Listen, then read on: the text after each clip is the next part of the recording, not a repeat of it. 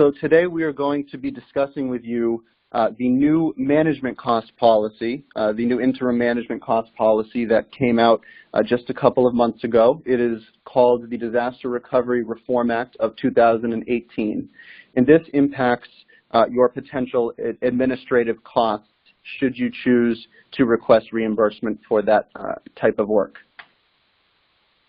So the Disaster Recovery Reform Act amends the definition of management costs under Section 324 of the Robert T. Stafford Act, and it includes any indirect cost or direct administrative cost and any other administrative expense associated with a project under a major disaster, emergency, or disaster preparedness or mitigation activation or measure.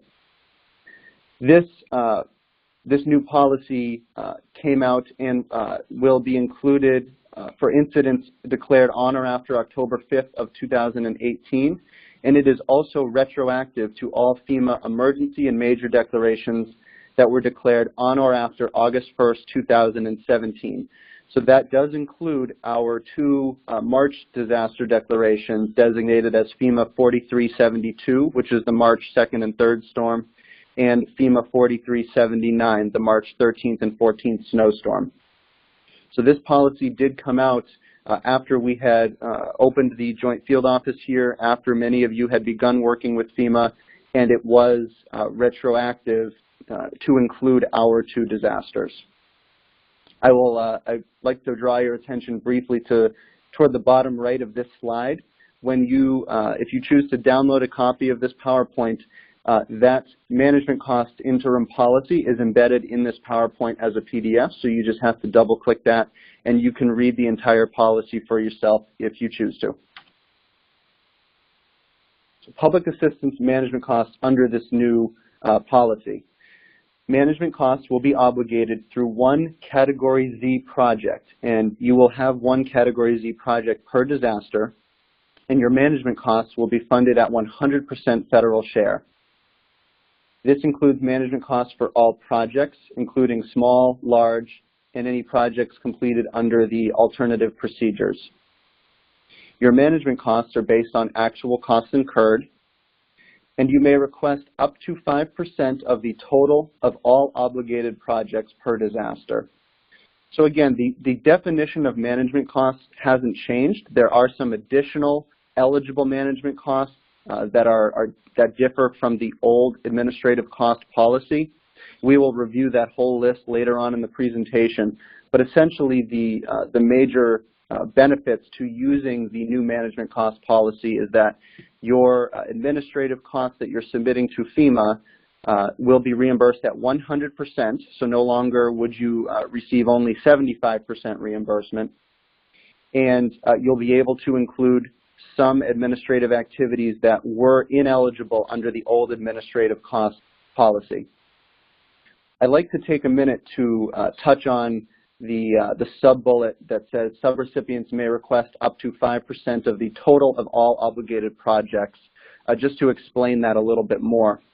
So what will end up happening is once FEMA writes all of your projects for each disaster, if you're in both, or one of the disasters if you're only an applicant in one disaster, FEMA will take the sum of all of your projects after any reductions for insurance, as an example, and they will write a one Category Z project for up to 5% of the total sum of all of your projects. So again, you can receive up to that 5%, but your management costs will be ultimately reimbursed based on actual costs. So if your management costs are less than the 5% of the total of all your obligated projects, you will receive that number. The 5% is essentially a cap on the management costs you can receive. And that sort of goes to the bottom bullet, the total award amount. Again, that is the sum of actual eligible PA project costs, including the non-federal share after insurance and any other reductions. So once FEMA obligates all of a subrecipient's Category A through G projects, they will write that Category Z for up to 5% of that sum total of all your projects. FEMA may process additional versions to the Category Z project for 5% of that subrecipient's total project obligations as project costs change on a quarterly basis as needed. So essentially what that means is if you have a few large incomplete projects, which are always written based on actual costs unless you're using alternative procedures, as those costs come in and the work is complete and FEMA amends the large project estimates based on actuals, your 5% cap will change. And so you can request that new version, that revision of the 5% Category Z cap as actual costs for large projects are completed and made available. After FEMA has received and processed all of the subrecipient's final actual cost project claims on large projects, and upon receipt of the subrecipient's final actual management cost claim, FEMA will process a final Category Z obligation or de-obligation based on the actual reasonable costs up to that maximum 5%. So again, that means if you have multiple large incomplete projects, they will be initially obligated based on estimates, and once all of those large projects and small projects are complete, FEMA will then do a final Category Z management cost version based on your actual management costs and will amend or finalize that Category Z project to show your actual costs incurred, but you cannot claim more than 5% of the grand total of the sum of all your obligated projects. So here is an extensive list of eligible use of funds, and this is not an exhaustive list. There may be eligible management costs not listed on here, but this is a list that probably captures the majority of the eligible costs that you may choose to claim. So they include, but are not limited to, the preliminary damage assessments, the PDAs. So not all of you may have participated in a PDA, but many of you did. And if you did, unlike under the old administrative cost policy, PDA time is now eligible for management cost reimbursement at 100%.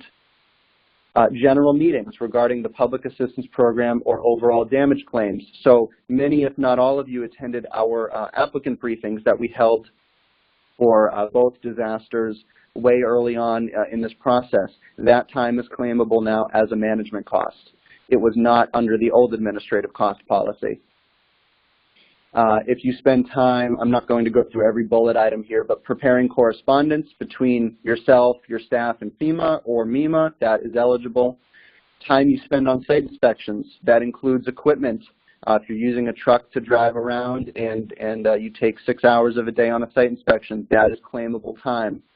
Your travel expenses, reviewing projects, you'll have to spend time going into the grants portal and reviewing your projects before you sign off on them. That time is all claimable as management costs.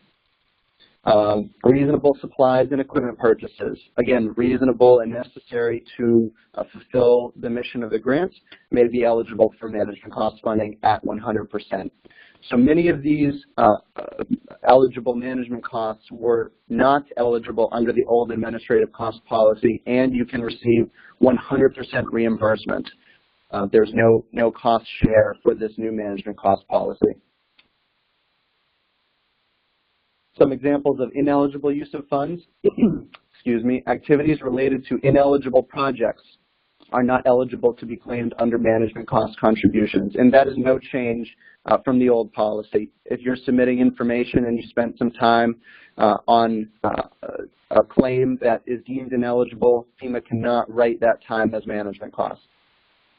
Excess management cost funding may not be retained. So again, it is ultimately based on actual costs incurred, and FEMA will amend your Category Z project at the conclusion of the obligation of all of your projects once they're based on actuals at 100%, and you will only be entitled to receive 100% management cost funding for your actual costs.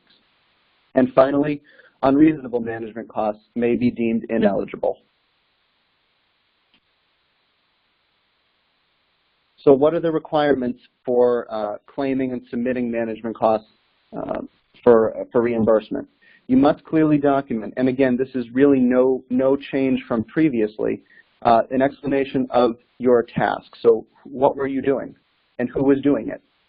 The number of hours spent on a task or tasks. The hourly rate of the individual performing that task, their title or position.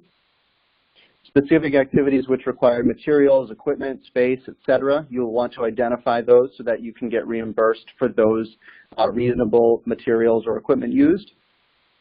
The number and purpose of meetings or site inspections. Purpose for travel and your travel policy if you have one. And location if you offer a training course. Some training costs are also eligible for management cost reimbursement.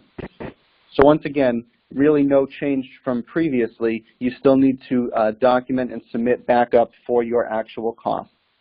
The main advantage to the new management cost policy is that you can track these costs generally for the disaster, rather than under the old administrative cost policy, you had to track all of your activities specifically to each individual project. This new management cost policy is a little more general and allows you to track eligible costs across the disaster. So some examples of required backup documentation that you would need to submit to MEMA and FEMA to validate your actual management costs being requested include, but are not limited to, your timesheets or time cards, payroll data, your procurement procedures if you were procuring services to assist you, any contracts, invoices for possibly materials, equipment costs if you, again, were using a truck or some type of vehicle to go around to site visits as an example, and you can use the FEMA cost codes for those. Information, if you have this, to demonstrate that the costs are reasonable. And you can view that definition of reasonable under FEMA's Public Assistance Reasonable Cost Evaluation Job Aid. And finally, FEMA makes the final decision regarding all eligibility determinations under the PA program, including whether costs are reasonable. So again, these are some examples of required documentation. Nothing that is over and above the required documentation for any of your other FEMA public assistance grants, and nothing certainly that's over and above what you would have needed to provide under the old administrative cost policy as well. And keep in mind that the time to gather this backup documentation is an eligible management cost, and you will receive 100% reimbursement for that time. This is just an example taken directly from FEMA's Papa G, their Public Assistance Program and Policy Guide, page 150. It's just a general document, just a general page to demonstrate documentation to support your cost claims. So you can use these slides to ensure that you're submitting all of the required documentation. So these are some deadlines for your management costs. It's not open-ended. So the subrecipient may claim management costs incurred up to whichever of the following occurs first. So we have 180 days after work is completed on the last non-management cost PA project. So that would be 180 days after work is completed on any of your category A through G projects for that declaration, or 180 days after the latest period of performance of non-management cost project for the declaration, or 2 years from the date of an emergency declaration, of which neither 4372 or 4379 fall under that category, or 8 years from the date of the major disaster declaration. I don't want you to get overly hung up on these time frames. Upon completion of any projects, we will ensure that you're aware of these timelines. We generally don't have any issues in this area. So again, just a quick another walkthrough of the differences between the two administrative cost policies. If we're looking at the standard old direct administrative cost policy, your administrative costs will be reimbursed at 75%, and only direct administrative costs are eligible. So indirect costs, like the PDAs, like the applicant briefings, would not be eligible for reimbursement. You must track your administrative costs per project, per disaster, so with an element of greater detail.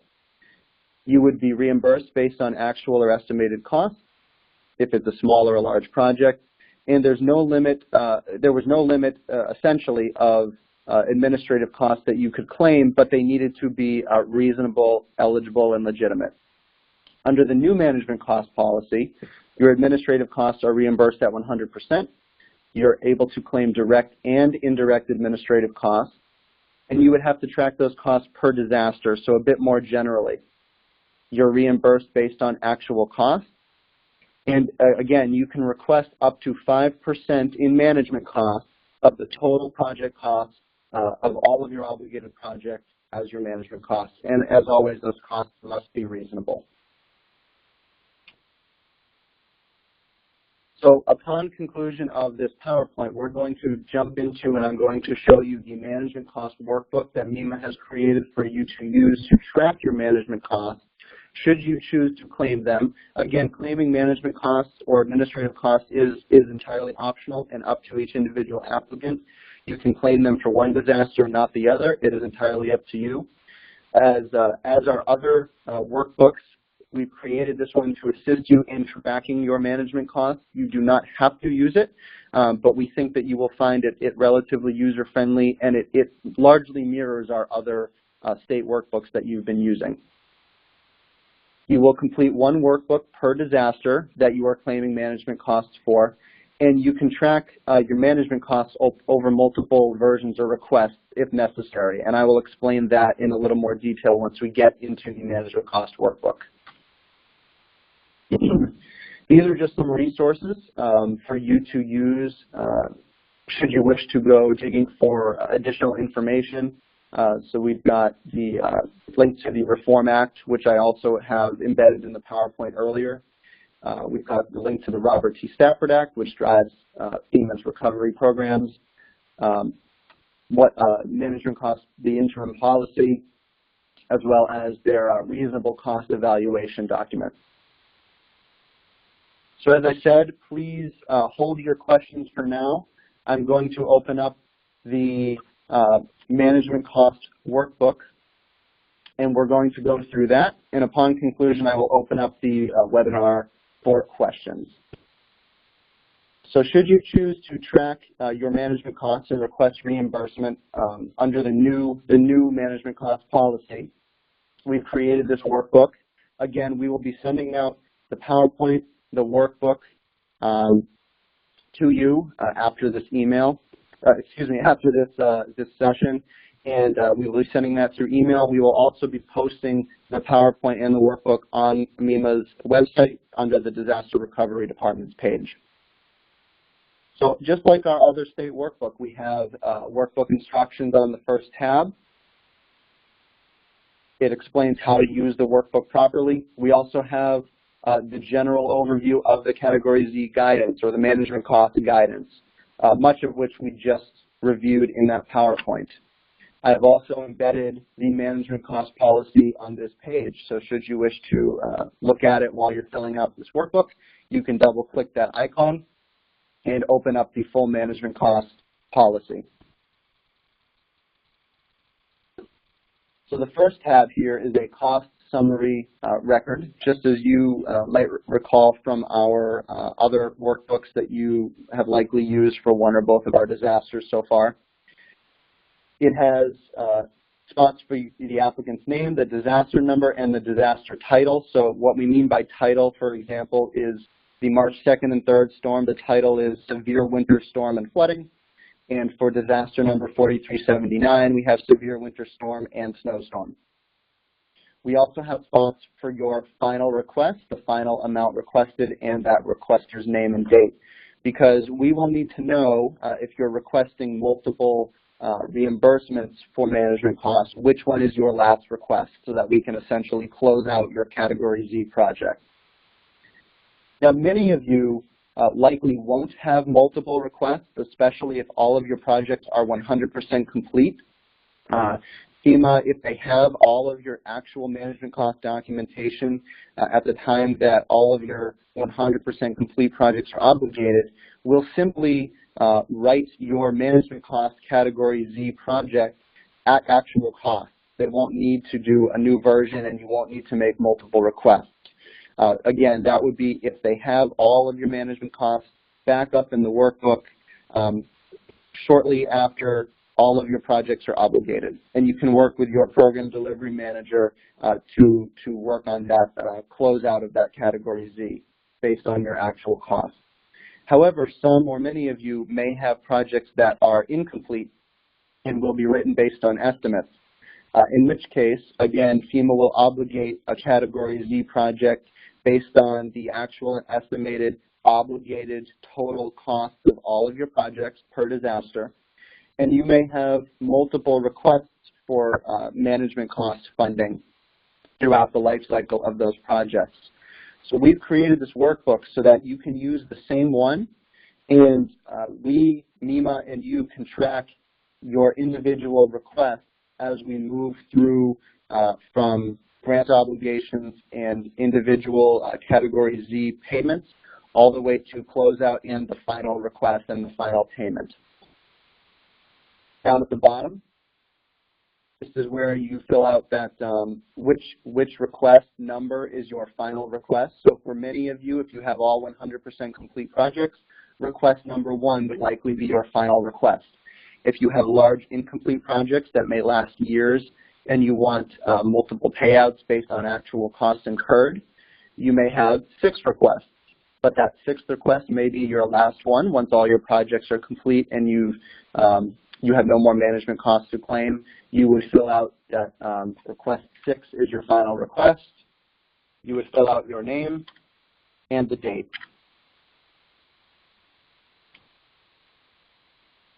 Okay. And you will see that it pops up at the top, final request, requester name, and date.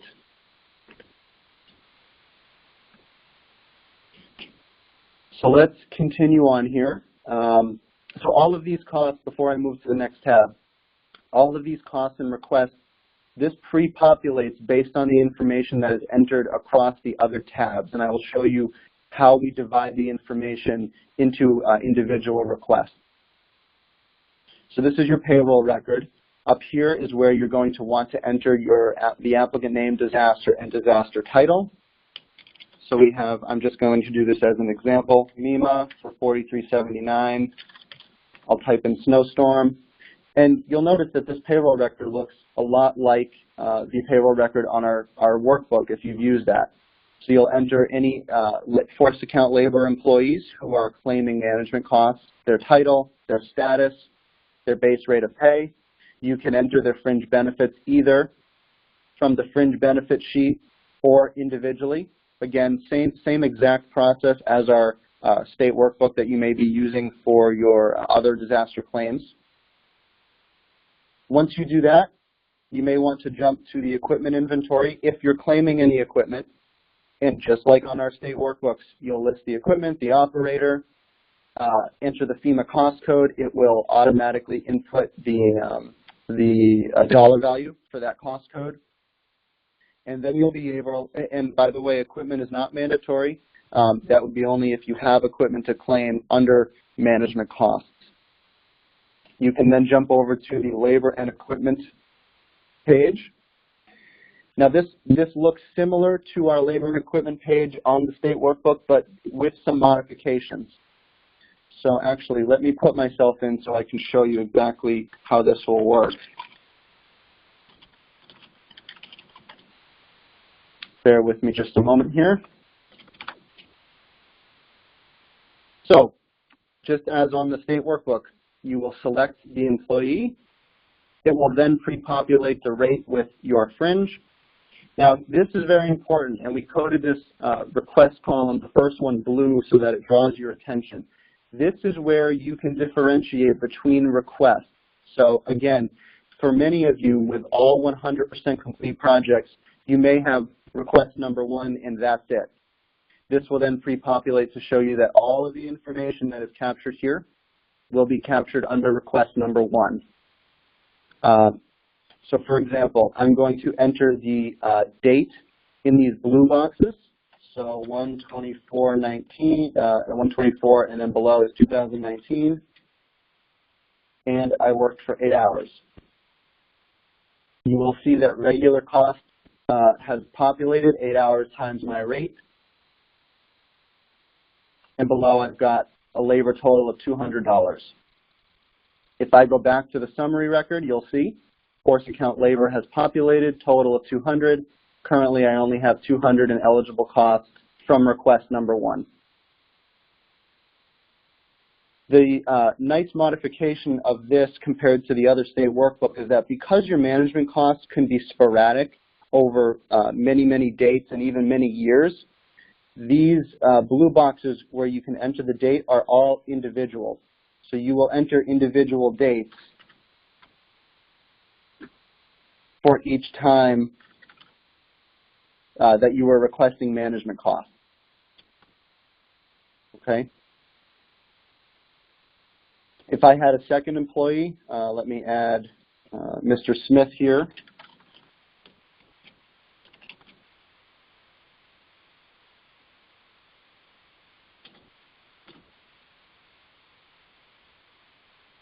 And Mr. Smith worked on request number 2. I will select request number 2. I'll pick the date. I will give him some time. And you can see now, if I go to the cost summary record, that we have costs for request 1, request 2, and the grand total. So again, for many of you with 100% complete projects, you'll probably only have one management cost request. But for those of you who need to make multiple requests over many months or years, you can break out the request so we can all easily track when and how much you're requesting. Moving on to materials. If you're claiming any materials, it looks very much like the materials form on our workbook. The only real difference is that you have to choose which request. So please try to remember to select which management cost request you are claiming for each submittal. And again, that allows us to capture that line item of cost under the appropriate cell and request box on our cost summary record. Moving over to contracts. Again, it looks nearly identical to the contracts tab in the state workbook, but again, we have this column for request. You'll choose the appropriate request, fill out the relevant information,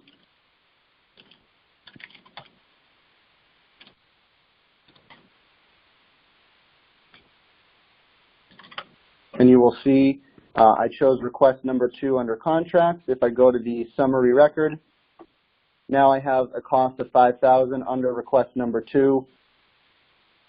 We've got the total per type of work being claimed, and then finally your grand total across requests. And lastly, we also have the FEMA cost code tab in here in case you do choose to claim equipment. You can, just like on our state workbook, find the appropriate cost code for the equipment that was used for management cost activities and include it on the equipment inventory tab.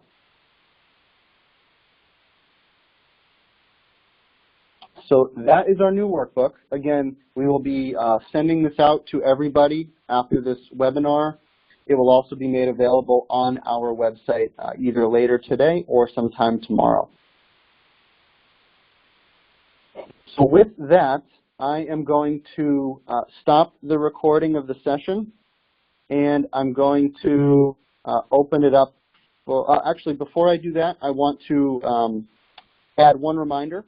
So we, from Disaster Recovery, sent out a email last week or a week and a half ago containing a link to a doodle poll. If you had originally, at your scoping meeting with your PDMG, opted out of administrative costs, which would have been under the old process before, you do have an opportunity now to opt into the new management cost policy. FEMA is opening up that opportunity for you because this was introduced partway through. So we sent out this doodle poll in order to capture who wanted to collect management costs under the new management cost policy, who is declining management costs or administrative costs regardless of the policy. And FEMA is also allowing the option, should you choose, to request administrative costs under the old policy if you would really like to do that. We did send out that doodle poll to capture that information. We ask that you fill it out. And on the email that we send later today with the PowerPoint and the workbook, we will re-include the link to that doodle poll. Lastly, before we get to the question and answer session, I just want to remind anyone on the call that if you have outstanding emergency work, that would be emergency protective measures or debris-related work, debris removal, that is outstanding. If you have any of that work that is outstanding, we need you to contact your MEMA program coordinator as soon as possible to request a time extension. That work needed to have been completed by December 25th of 2018 for disaster 4372 until a time extension was needed. So if you have outstanding emergency work, including debris, related to the March 2nd and 3rd storm, please contact your MEMA program coordinator as soon as possible so we can ensure that you have an active time extension to continue to do that work. So I'm going to halt the recording here and then enter a question and answer session, and I will give instructions at that point. So bear with me just one moment, please.